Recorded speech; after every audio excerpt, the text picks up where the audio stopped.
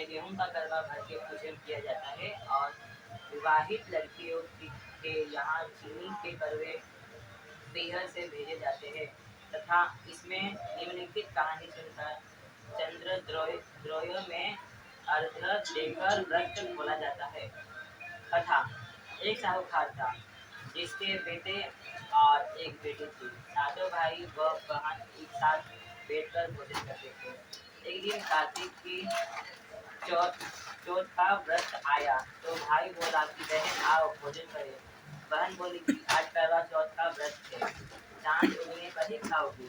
तब भाई ने सोचा कि चांद उगने तक बहन भूखी रहेगी, तो एक भाई ने दिया जलाया, दूसरे भाई ने छलनी लेकर उसको ढका और नकली चांद दिखाकर बहन से कहने लगा कि चल चांद तो आया है, अर्घ दे ले। बहन अपनी भाभीियों से कहने लगी कि चलो अर्घ दे। तो उसकी भाभीियों बोली तुम्हारा चांद उगा होगा, हमारा चांद रात को उगेगा।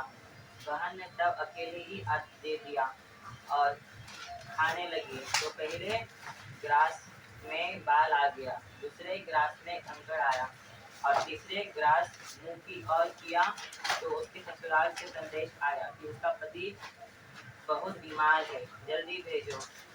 माँ ने तब लड़की को विदा किया तो कहा कि रास्ते में जो भी मिले उसके पाँव लगना और जो कोई सुहागन का आशीष दे तो उसे पल्ले में गांठ लगाकर उसे रुपए देना। बहन जब भाइयों से विदा हुई तो रास्ते में जो भी मिला उसने यह आशीष दिया कि तुम 7 भाइयों की बहन हो, तुम्हारे भाई सुखी रहे और तुम उसका सुख देखो। सुहाग का आशीष किसी ने भी नहीं दिया। जब वह ससुराल पहुंची तो दरवाजे पर उसकी छोटी ननद खड़ी थी।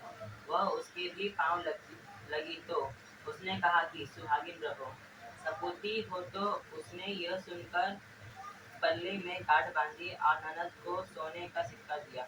जब भीतर गई तो सासू ने कहा कि पति धरती पर खड़ा है, तो वह उसके पास जाकर उसकी सेवा करने के लिए बैठ गई। बाद में ससुर ने दासी के हाथ बची खुची रोटी भेज दी। इस प्रकार से समय बीतते बीतते मार्गशीर्ष की चौथ आई तो चौथ माता बोली करवा ले, भाइयों की प्यारी करवा ले।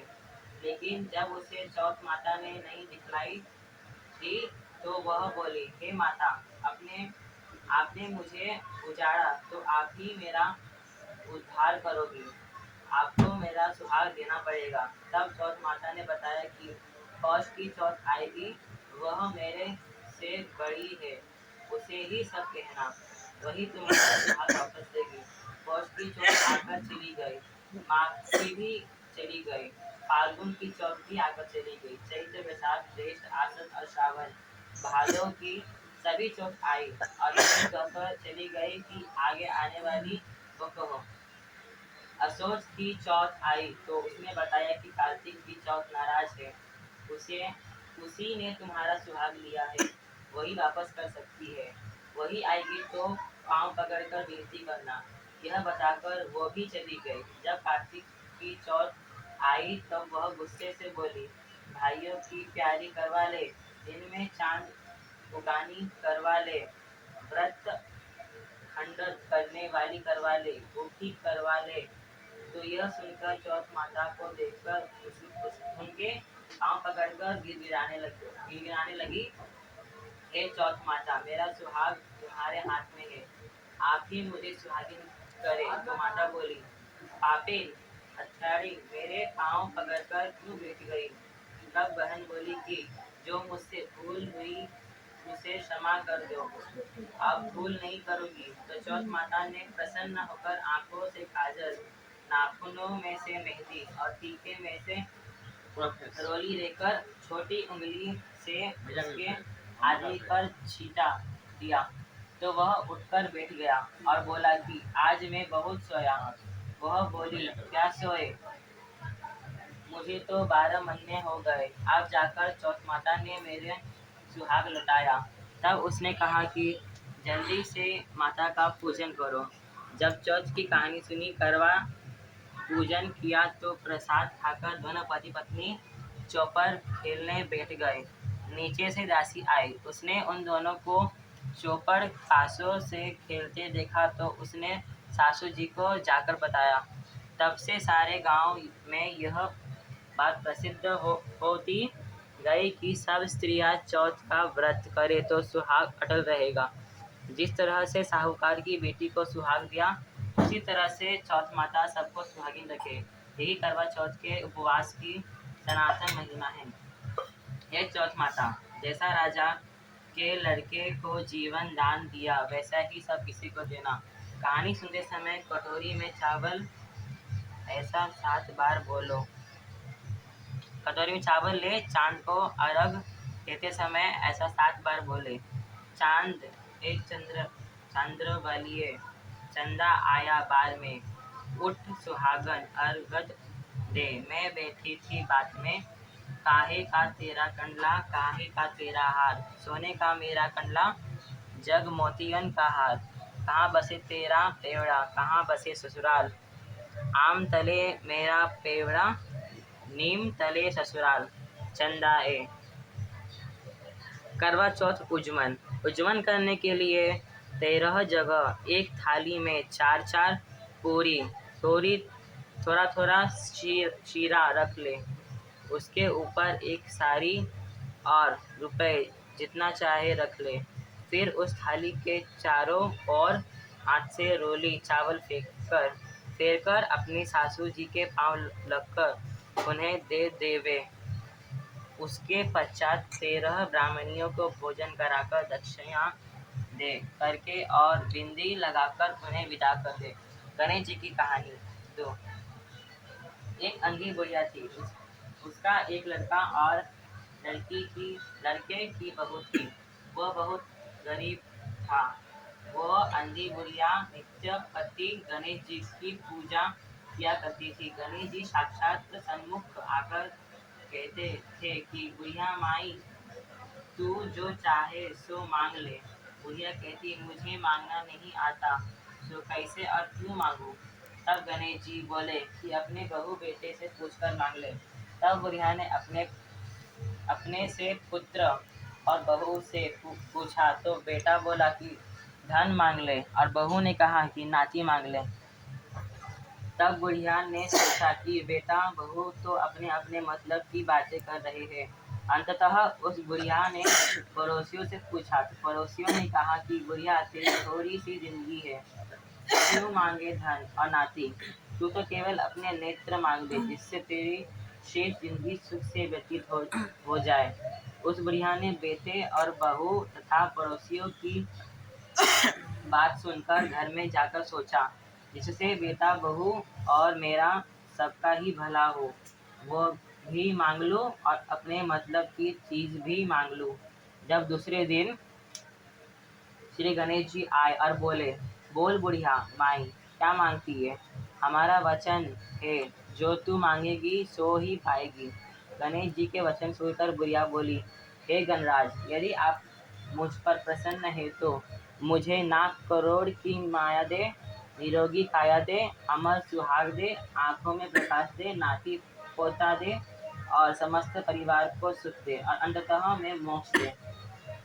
बुढ़िया की बात सुनकर गणेश जी बोले, बुढ़िया माँ, तूने तो मुझे ठग लिया। खैर, जो कुछ तूने मांग लिया वो भी तुझे मिलेगा। यूं कहकर गणेश जी अंतर ध्यान हो गए।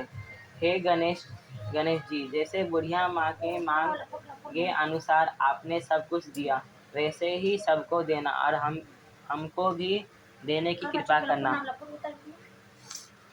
गणेश जी की कहानी 2। एक दिन गणेश जी महाराज चुटकी में चावल और चम्मच में दूध लेकर घूम रहे थे कि कोई मेरी खीर बना दो। सबने थोड़ा सा सामान देखकर मना कर दिया तो एक बुढ़िया बोली, ला बेटा, तेरी खीर मैं बना दूं, और वह कटोरी ले आई। तो गणेश जी बोली कि बुढ़िया माई, कटोरी क्यों लाई, टोप लेकर आ। अब बुढ़िया माई टोप लेकर आई और वह दूध से भर गया। गणेश जी महाराज बोले कि मैं बाहर जाकर आता हूँ, जब तक तू खीर बनाकर रखना। खीर बनकर तैयार हो गई। अब बुढ़िया माई की बहू के मुंह में पानी आ गया। वह दरवाजे के पीछे बैठकर खीर खाने लगी तो खीर का एक छींटा जमीन पर गिर गया, जिससे गणेश जी का भोग लग गया। थोड़ी देर बाद बुढ़िया गणेश जी को बुलाने गई तो गणेश जी बोले, बुढ़िया माई मेरा तो भोग लग गया। तो बुढ़िया बोली, बेटा अब इसका क्या करूं? गणेश जी बोले, सारे खीर अच्छे से खा पी कर सबको बांट देना और बचे तो थाली में डालकर छीके पर रख देना। शाम को गणेश जी महाराज आए और बुढ़िया को बोले कि बुढ़िया माई मेरी खीर दो। बुढ़िया खीर लेने गई तो उस थाली में खीर की जगह पर हीरे मोती हो गए। हे गणेश जी महाराज, जैसी धन दौलत बुढ़िया माई को दी वैसे ही सब किसी को देना।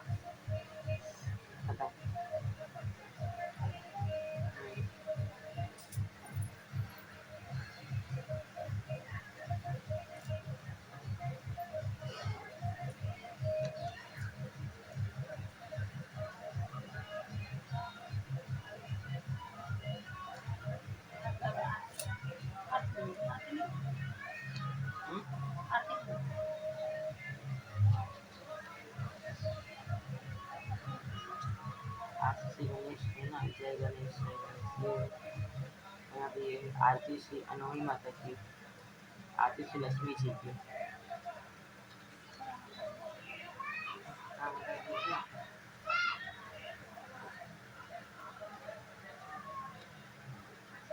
होता है तो ये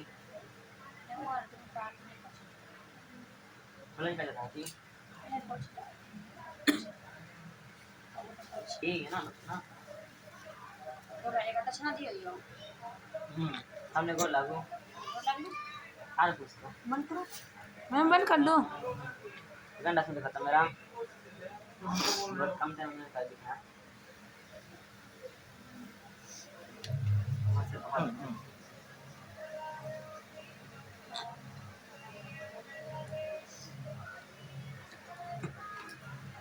जाओ